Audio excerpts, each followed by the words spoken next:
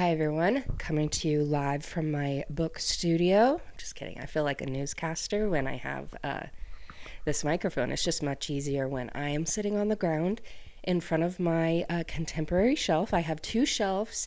One is full of my fantasy books, and this one is my contemporary books. Sorry, there's like a hair. Today, I'm so excited for this mini episode because we are talking about the Christmas Tree Farm. And I know it's not Christmas time yet. We are still in October.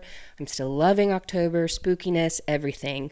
But this book was just released, and you know that I did a podcast episode on the first two, which I have in my shelf. And to remind you, it's the Pumpkin Spice Cafe and the Cinnamon Bun Bookstore were the first two.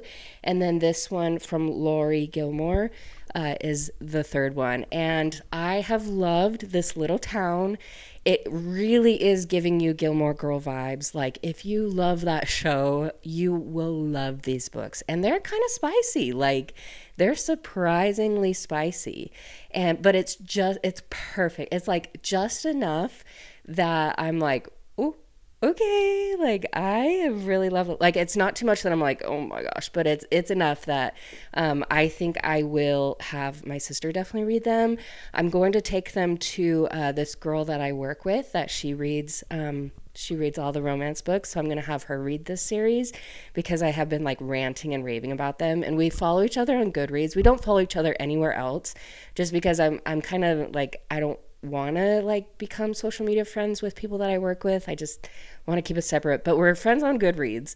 And so we like each other's like books that we're starting to read. And she was like, oh my gosh, I'm so excited about that series. Like, I need to read it. And I'm like, girl, I have the physical copies for you. Like, you have to read these. It's incredible. I want to say out of the three of them, this one is my favorite. Like, the first one was really cute, loved it.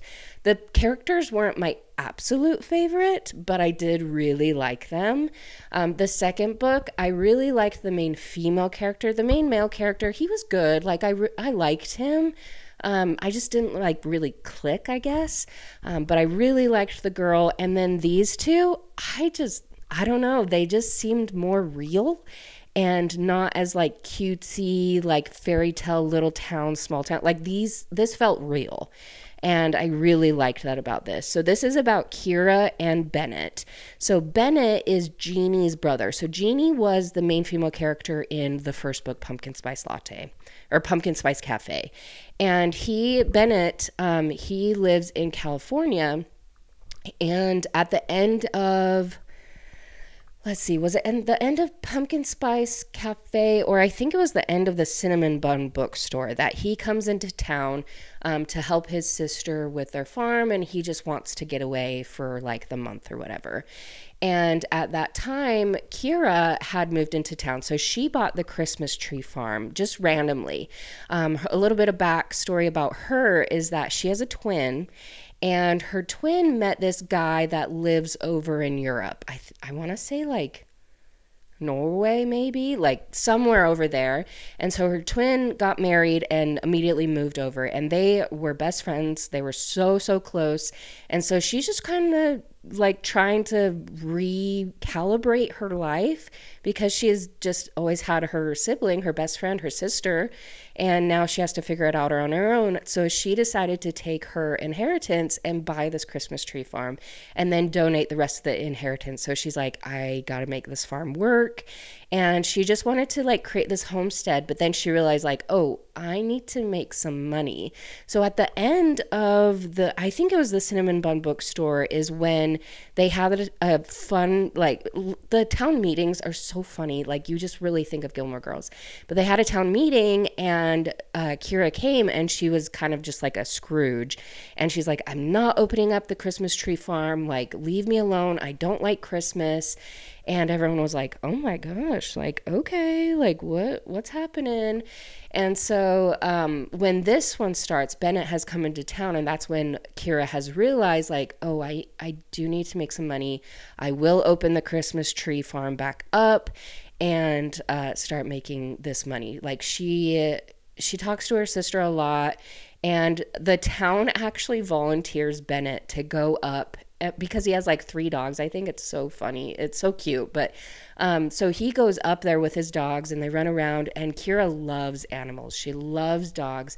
And so she immediately is like, oh my gosh, like her heart melts. And so they start talking.